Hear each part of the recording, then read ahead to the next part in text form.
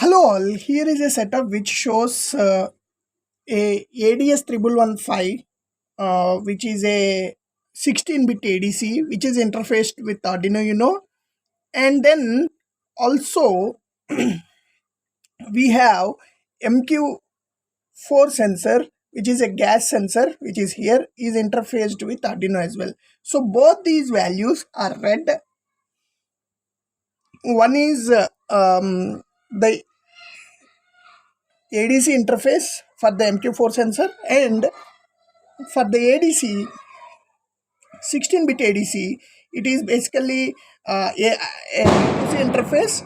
Basically this I2C interface to one of the ADC channel of this we are giving a port.